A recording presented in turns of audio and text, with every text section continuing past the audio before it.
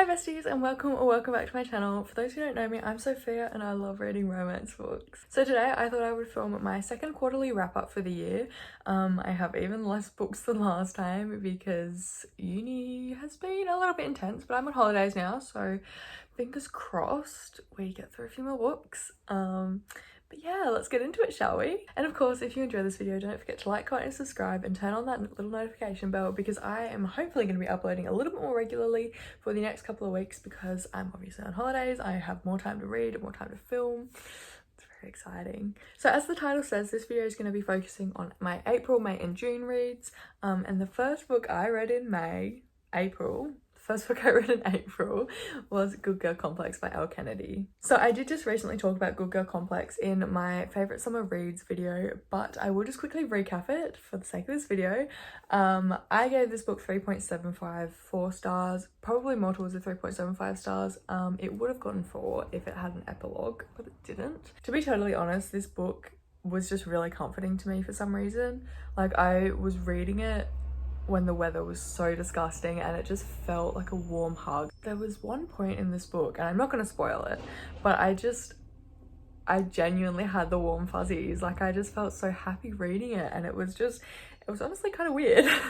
It was serving major Outer Banks vibes, and as someone who lives by the beach, I really enjoyed this book. It really did just encapsulate like the small town beachy vibes. So the kind of basis of the book is that Cooper and Mackenzie, the love interests, they come from very different societal like classes, I suppose. Mackenzie's a very upper class and Cooper's kind of like working class, I suppose.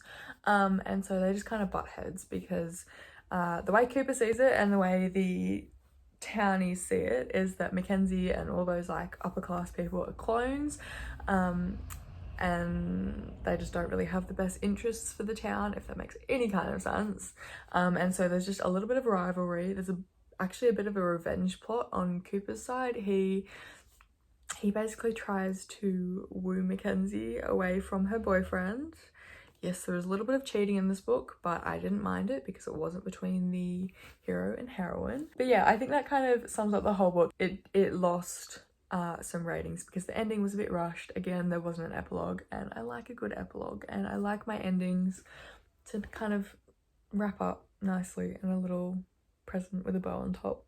So next up was my second ever Sophie Lark book. This is Brutal Prince by Sophie Lark. And this is the first book of the Brutal Birthright series. If I'm going to be totally honest, I think Brutal Prince and the Brutal Birthright series, they're not very heavy on the mafia like aspects. I've definitely read heavier, and I generally like when they're heavier on the mafia aspects, but I still really enjoyed this book. I gave it 4.5 stars. So Brutal Prince follows the sort of stereotypical mafia plot where there is an arranged marriage and it's kind of enemies to lovers. But Ada, she's a freaking badass, man. I love her so much. Literally at the altar. So Callum here, allergic to strawberries. Ada at the altar, before she went up, ate some strawberries, so when she kissed him, Mr. Callum ended up in the hospital. But yeah, I love this book so much, and I really appreciated Sophie doesn't have like a third act climax, or she does, but so her third act complications or climaxes, whatever you want to call them, they are never between the main characters. It's always an external like power. And so I just really love it because the couple themselves, they are never like forced to be apart, or they're never like, there's never miscommunication, there's never an argument between them. It's just, I love it so much. It really helps with my anxiety, I'm not gonna lie. Basically from the halfway point, I just could not put it down. I had to finish it because it was just that addicting. But yeah, Brutal Prince by Sophie Lark, I loved it. So next, I kind of felt like I broke a little rule going from Brutal Prince by Sophie Lark to Bound by Honor by Cora Riley. This was actually my second reread of this book, or this is my first reread, second time reading this book, because listen, this book is so messed up, but it's so comforting. I just love it so much. I think because the Born in Blood and Kimura Chronicles were the first like mafia series I read, and honestly the first series I really genuinely got into, but I love this series so much. It's unbelievable. So Bound by Honor, again, it follows the very kind of typical mafia plot of the arranged marriage. Although Aria she's a lot more timid than Ada, so you know, she's a lot quieter, she's a lot more of the like stereotypical mafia heroine where she doesn't really stand up for herself. She's just this innocent girl who's been basically sold by her family. But you know, I want to say Luca was vaguely gentle with her, and to be honest, he was. And you know, there were some swoon-worthy moments in there, just because he wasn't being an asshole, basically. But yeah, no, I love this book so much. I can't even begin to describe how much I love this book. If you haven't read this, I need you to read this right now. I will tell you to check trigger warnings though, because there's things like cheating. It can be a bit gory at times. I don't know if there's that much gore in this book itself. Oh no, there is. Check trigger warnings, please. I totally just started rambling about this book and forgot to actually tell you what I rated it. So I'm gonna be totally honest, I'm a little bit biased towards this series, but if I was genuinely going to rate the quality of the book, I would probably say like 3.75 or 4. But in my heart, this book is a 5. I love it. I love it. And just the characters and the world in this series. I'm so biased. I'm so sorry. These right here, I love them so much, okay? You need to read these series if you haven't yet. So that's The Born in Blood and Kimura Chronicles. I love them so much. Now, unfortunately for you, my gushing does not stop there because I reread Bound by Temptation, again by Cora Riley. This is the 4th book in the Born in Blood series, and honestly, Bound by Honor and Bound by Temptation are probably my favorites of the Born in Blood series, and so obviously I reread them. Bound by Temptation I gave 4.5 stars. It is a bodyguard romance, very much forbidden romance. So Lily and Romero actually come from opposing families. Lily comes from the Chicago outfit. She's Aria's sister, and Romero is one of Luca's soldiers, so he is with the New York Familia. So it's very forbidden in that aspect, and there's also quite a big age gap actually. And I'm gonna be totally honest, the sort of first couple of chapters of the book, it follows Lily when she's still underage and she has this like childhood crush on Romero because he's this like big scary soldier. Well, not scary, he was actually really sweet, but he's this big like Prince Charming basically. So it's a little bit cringy, but you know, and obviously there was nothing going on while she was still underage. Yeah, I just love this book so much. And honestly, the ending, the like massive complication, the big climax. Oh, I love it so much. I'm just gonna like reiterate, if you have not read the series, you really need to. Did I say what star rating I gave this? I gave it 4.5. I think this one is definitely better than Bound by Honor, but Bound by Honor is honestly just my comfort book. So I'm noticing a little bit of a common theme in this video. We have quite a bit of mafia. So this is Stolen Heir by Sophia. This is the 2nd book in the Brutal Birthright series. So again, I gave Stolen Heir 4.5 stars. I'd say there was generally a lot more action in this book than in Brutal Prince. Not that Brutal Prince was lacking, but there was a lot more action in this because it is a sort of Beauty and the Beast retelling, Kidnapper Captive. There's also quite a decent age gap, and it is sort of slow burn, I think. Honestly, I'm not gonna lie, it's been a while since I read this book, but I loved it so much. Oh my god. And again, basically from like the halfway point onwards, I could not put it down. I stayed up until like 1 a.m, 2 a.m, trying to finish this book because I just loved it so much. Nessa and Mikolaj. I haven't told you anything about the plot. It kind of has a revenge plot basis. I'm not going to tell you why because it sort of spoils the ending of Brutal Prince. But basically Miko, who is the leader of the Polish mafia, kidnaps Nessa, who is the younger sister of Callum from Brutal Prince, and so she is part of the Irish mafia. And so basically he kidnaps Nessa.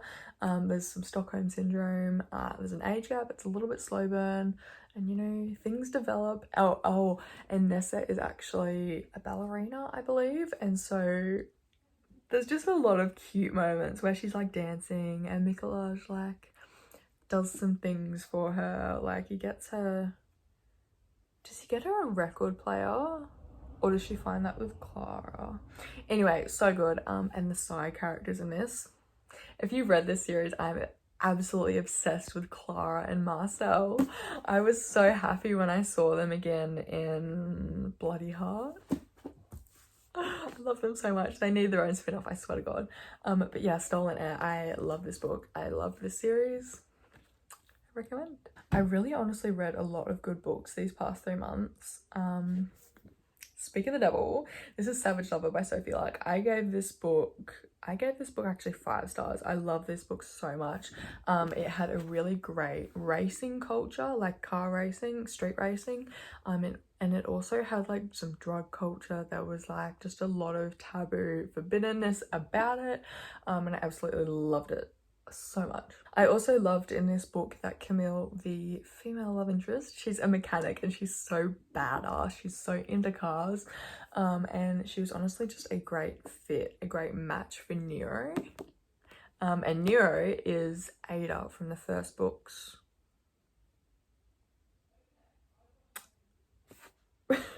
I want to say older brother. I don't think he's older. I'm gonna say younger brother. But yeah, they were honestly just such a great match. It was really steamy. It was so good. The spice in this book was amazing. And just the like, I don't know that it was actually that forbidden, but Nero is just such a bad boy. And the action again in this book, amazing. Sophie writes such good action plots. Because there's a bank heist in it and some things go a little bit wrong and it's just intense, and I love this book so much. I feel like I'm not doing justice to them at all. But yeah, I love this book. Okay, now I am aware that I've had a lot of good reads these past 3 months, but I would have to say A Million Kisses in Your Lifetime has been my absolute favourite by Monica Murphy. This book, Ren and Crew, I'm still not over them. I love them so much. So A Million Kisses in Your Lifetime is a little bit enemies to lovers, a little bit bully romance, but not really. So Ren Beaumont, she's this like really goody two-shoes, like most innocent girl in school. She advocates for abstinence, that kind of thing, you know. And Mr. Crew Lancaster is basically school royalty because, I mean, his family owned the school, okay? It's called Lancaster Prep. Oh, and it's a boarding school, by the way, which just makes it even more forbidden. So yeah, for obvious reasons, I disliked Ren's character at the beginning, just because and her internalized misogyny. I know Monica probably wrote it that way, but the internalized misogyny, she honestly sounded just like her father for the first 10 chapters, and it was so annoying. I genuinely really disliked her point of view for the first kind of 10 chapters, but as her character development is phenomenal. Her character development is phenomenal. She really came out of her shell with obviously the help of Crew, but yeah, she really just developed into her own like woman, and I think there was a point where she actually stood up to her dad, which was amazing. Absolute girl boss moment. But yeah, I love the character development in this book. And Crew, oh my god, the bad boy. We all know I'm a sucker for the bad boy, okay? And Crew is like the biggest fuck boy. He is such a player, but Crew has basically had a little liking for Ren for as long as he can remember. And yeah, it's just kind of his mission to basically get in her pants, but something else develops. And they kind of fall in love, and it's really cute. So if you're looking for kind of like rich families, boarding school, forbidden, the spice, this is the best smart I've read in a long time. It's phenomenal. The lollipop scene, I'm sure you've heard about it if you've heard about this book. So good. But yeah, A Million Kisses in Your Lifetime, I feel like I've done such a bad job at describing it, but I love this book so much. This is probably my favorite book. Let me look at all the books I've read this year. This is probably my favorite book so far by far. It was amazing. I loved it so much. Please read this book. Okay, next we have the 4th installment of the Brutal Birthright series. This is Bloody Heart. This is Dante's book. Dante is Ada's oldest brother. So he is the oldest Gallo, basically. And this book is second chance. So the first, it's not half, but a good portion of the beginning of this book follows Dante when he is like 21, young.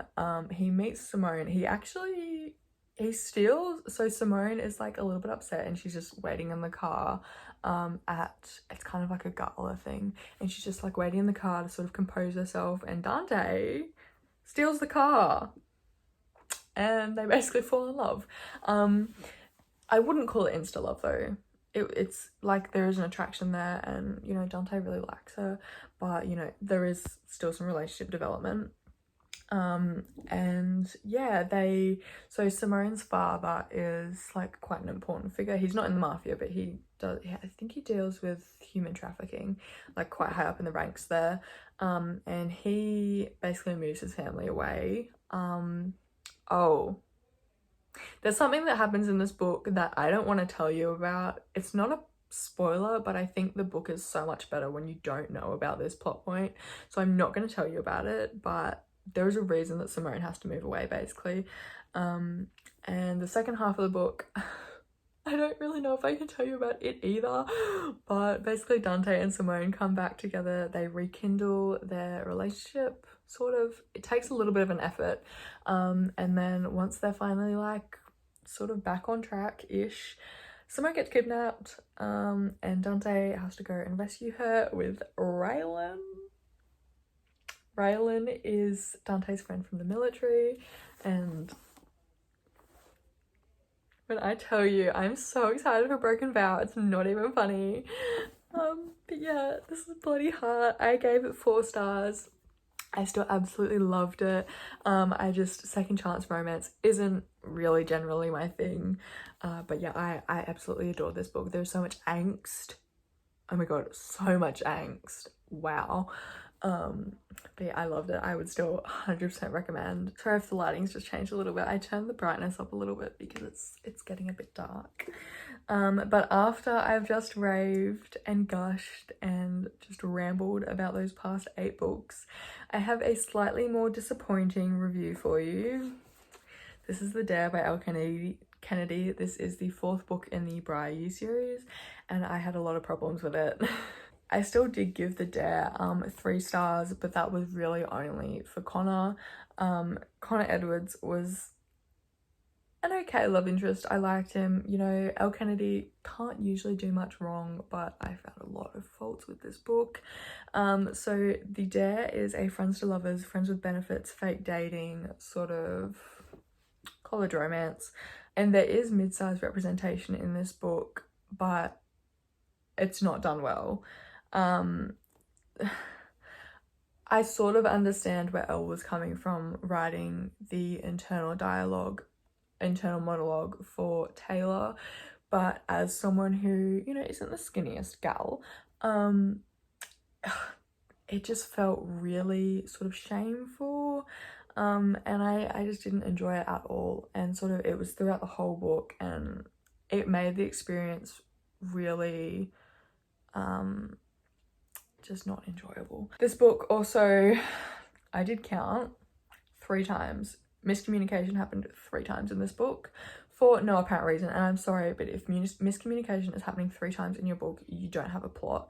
And I'm genuinely reconsidering while I'm ranting about this book if it was worth 3 stars.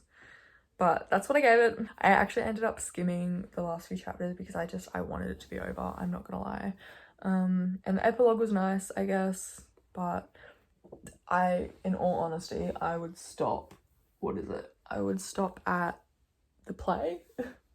Yeah, I would stop at the play because Some people love this book, but I just found so much wrong with it. I'm sorry. Sorry about that. My phone just ran out of storage as usual. But the second last book I've read in the past 3 months is Things We Never Got Over by Lucy Score. Now I know this video is probably getting a little bit lengthy, so if you want a plot summary, I did talk about this book in my favorite summer reads again. And I gave it 5 stars. Knox Morgan and Naomi. He is like the perfect grump and she is like the perfect sunshine. I'm saying it now. And the single parent trope in this, amazing. And Waylay, I really enjoyed watching Waylay sort of unfold and develop just as a character throughout this book.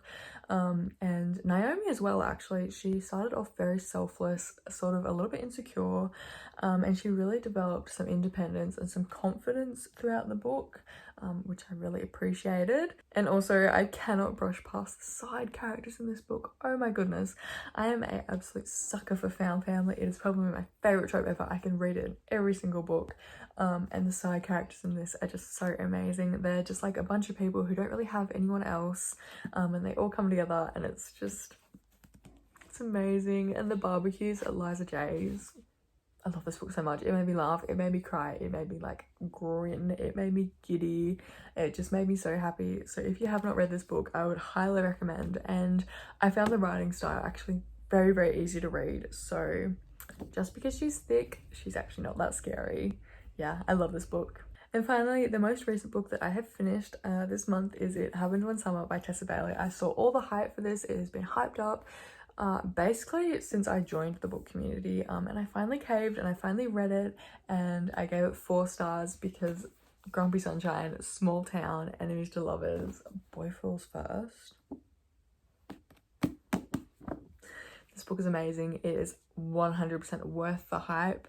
Although I will say the boat scene let me down a little bit. I'm personally team hospital scene.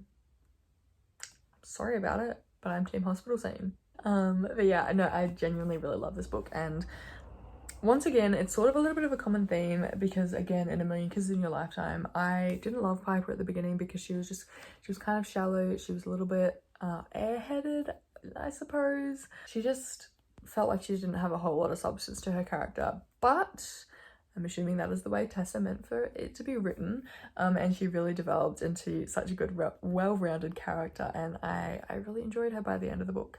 And Brendan, he was just always good. I don't really have much to say on him, but I loved him, the grump. It was also really nice to see actually the communication between the two characters. That's something that I absolutely adore in my book, and if a book has 10 out of 10 communication, it's probably gonna get a 5-star from me. Like, I'm not even gonna lie. Because A Million Kisses in Your Lifetime, I'm so sorry, I'm jumping back to that book because I just loved it so much. The communication in that book, I don't think there was one time that miscommunication happened. It was just amazing. But yeah, It Happened One Summer. Communication in this and the compromises they made for each other, it was just so good. I loved it. But yeah, I really enjoyed this book, and if you are one of the very few people, I'm sure, who haven't read it yet, I would definitely get onto it soon. So yeah, that is my April, May and June wrap up for this year. I ended up reading 3, 4, 5, 10, 12 books, which isn't my best effort if I'm going to be totally honest, but uni, as I said earlier, has really thrown me for a loop this semester, and I just haven't had a whole lot of motivation or time to read, but I'm hoping the next quarter is going to be better. And yeah, I just hope you enjoyed this video. I hope you maybe added some books to your TBR. And yeah, thank you so much for watching. Don't forget to like, comment and subscribe, and I'll see you next time. Bye.